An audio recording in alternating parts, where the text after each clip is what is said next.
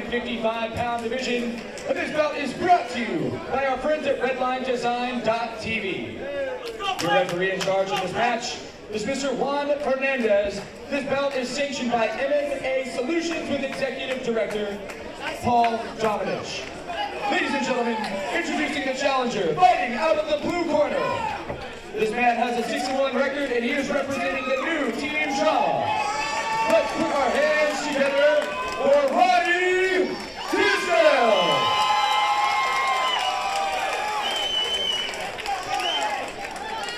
And now, standing across the cage, fighting out of the red corner, the current WCFL 155-pound champion. This mixed martial artist has an amateur record of 8 wins and only 1 loss. He is representing world-class martial arts here in Tampa, Florida. Let's welcome Blake Honey Badger!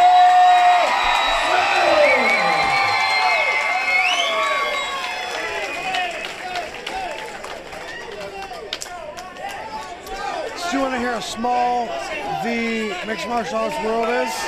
Yes.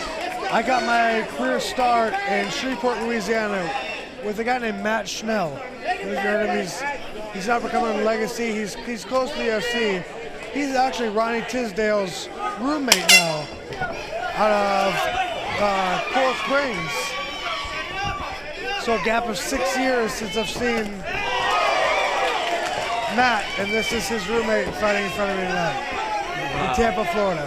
Ronnie Tisdale in the black trunks. They call him T-Rex. And of course, the Honey Badger, Blake Smith, in the black and red trunks. Crowd clearly in favor of Blake Smith.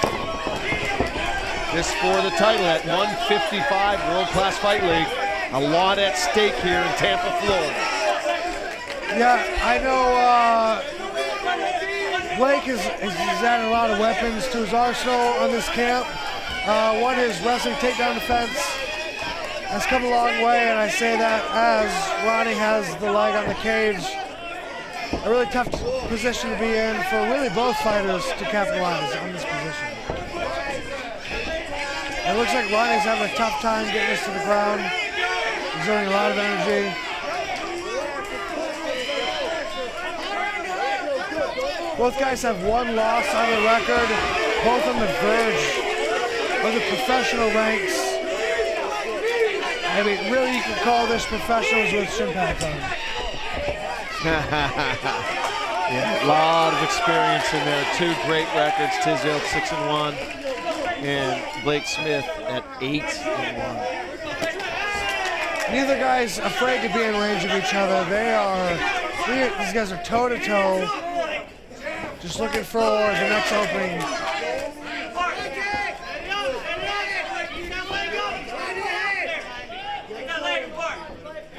Lots of experience in the cage tonight. Blake Smith credits MMA with helping him learn to become humble. He says, fighting is my passion.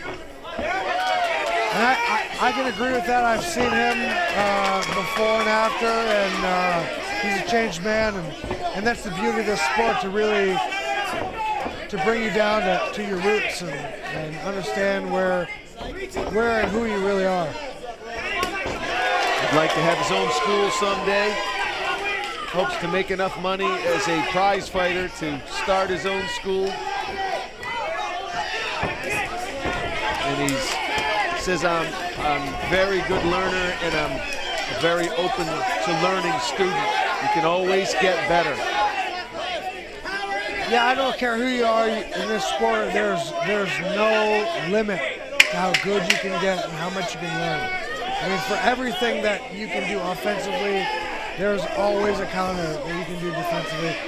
And Ronnie Tisdale is looking to secure a takedown at the end of the round, but I really wouldn't call control on the end of that one. And Blake Smith agrees with you. He's shaking his head no, saying that was not a takedown. Does not qualify as a takedown. And yes, this song from the best movie that ever existed, Rocky 1. Rocky 1. I'm gonna have to go and disagree with you. I thought Rocky 2 is personally my favorite. Better than Rocky 1, the Oscar-winning Rocky 1, the original story. It's tough, but hey, I will agree with you. The greatest saga of films ever made. No one can listen to this song without getting, I mean, what other song can you say that about that everybody gets pumped up hearing it? Everybody knows this one, Yeah. and they're ready to fight. Ready to put on the sweats and run. And Now, who do you got in that first round? That was really tough to call on that one. that was a tough round to call because it was really a feeling out round. It was just, you know, probably the slight edge to Blake just on aggressiveness, you know, and flashier.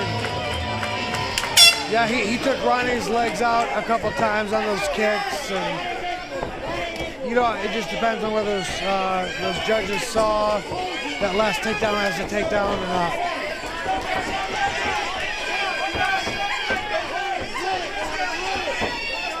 Ronnie really working for this takedown, and Blake's takedown defense is excellent. Hands down, no respect.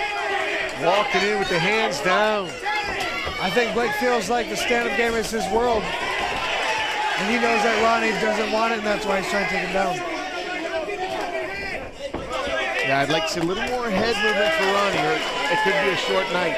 I watched a couple of really dangerous hands just missing his face. Just missing. Yeah, he's got to get some head movement. Because Blake's doing a great job of throwing down the middle. Yes.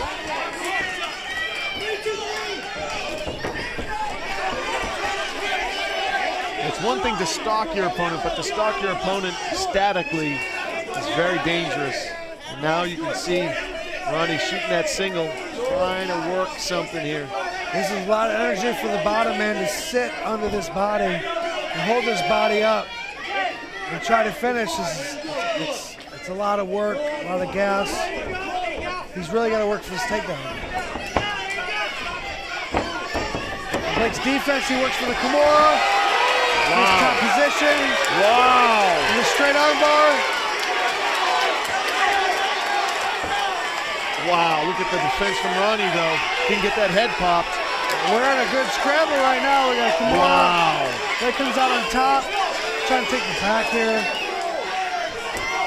I wouldn't be surprised if Ronnie was hurt. Either that arm took some torque. That right arm was just mangled. Now I can tell Ronnie Tisdal is a wrestler because he went for a move called the Peterson that we call in wrestling, and that didn't quite work for him there, but he came out on top, popped the head out, and boy, Blake didn't let that Kimura go yet, did he? He wants it. If anything, it nullifies the top game. Right. He's a good defense is the best offense. And right now you can see, I should say the best offense is your best defense, because look at what Blake is preventing Ronnie from doing any damage from the top, because he's very concerned with that right arm. And it's really hard to give anybody an advantage either way as on the ground game, because there's a huge scramble. And even on bottom, Blake has an offensive lock on. Right. Where he's working for the submission, so it's really tough to put the round in anybody's hands. Yes, interesting way to finish the second round here. Great scrambles. We got a fight here, folks. We do have another really tough round to call. You know, I mean, these guys are not making our job easy. Luckily, it's not our job. We just call them. Thank you, we don't have to score them. I know, thank goodness.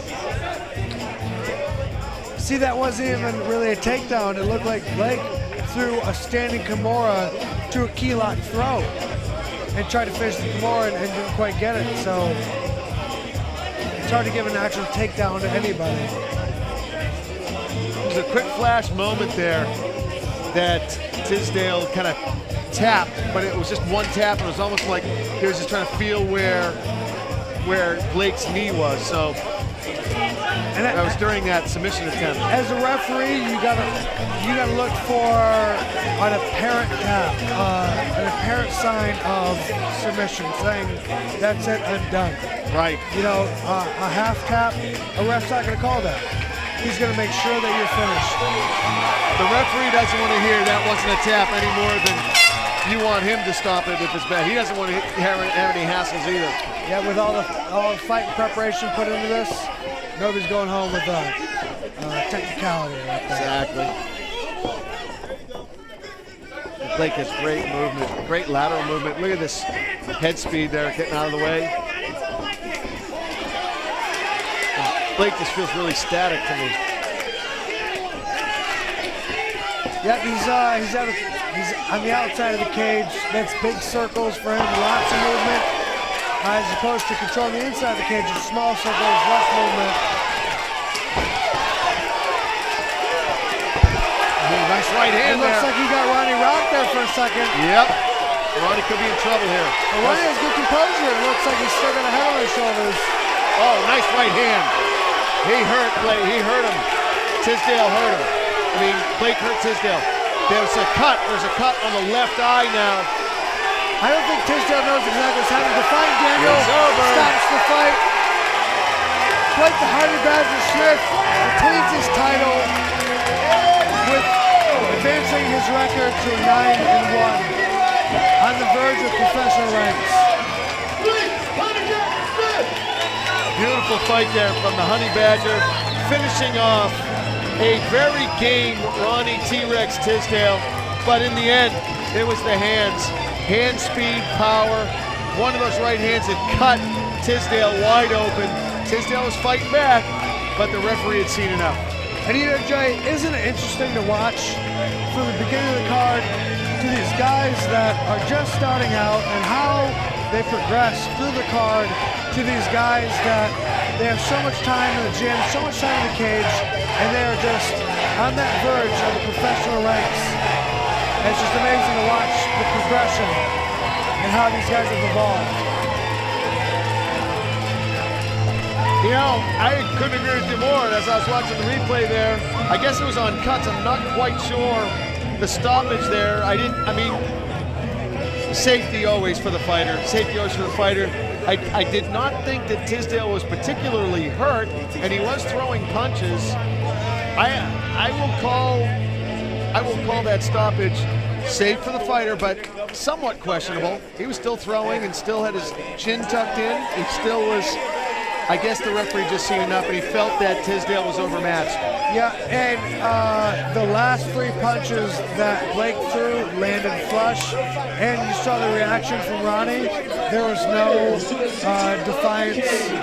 He accepted it, understood it, and if the fighter understands it, then it was probably a good call. Yeah, no sense in getting hurt. Safety is always first, exactly. WCMA and World Class Fight League always stress safety first. And what an excellent card tonight. Great card. We're going to throw it to a quick break. When we come back, we'll wrap it up. Stay with us. Number 3, with your winner by way of TKO.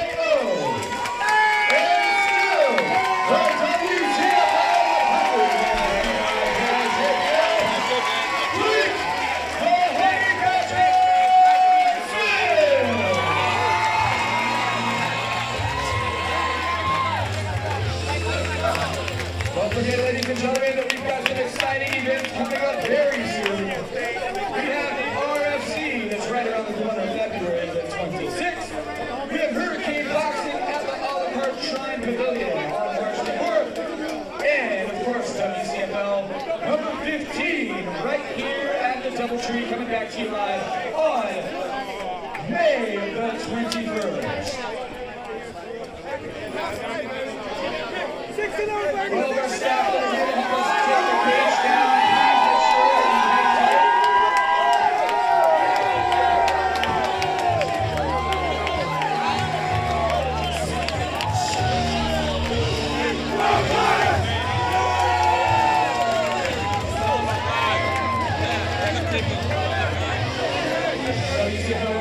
Thank you to DoubleTree, Tampa Police Department, as well as all of our sponsors for supporting this organization as well as taking care of our fighters.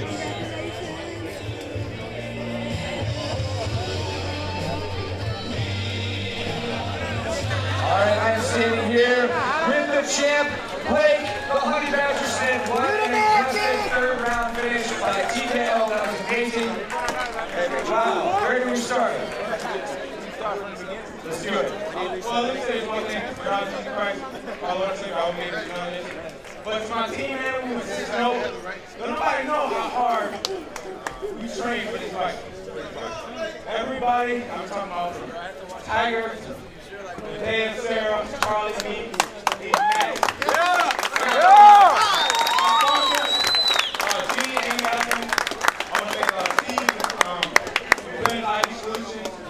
Mac Creativity, my man Fonzo, and WCFL, and Ronnie and Coco Tyler. And I want to thank Anthony the Top Boxer as well. And I gotta go shout out to my special girlfriend. And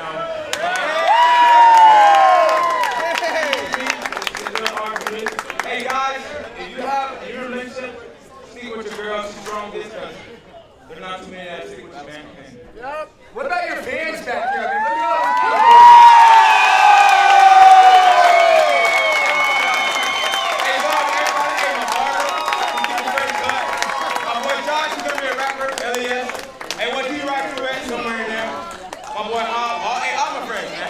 I love all y'all, man. I love everybody.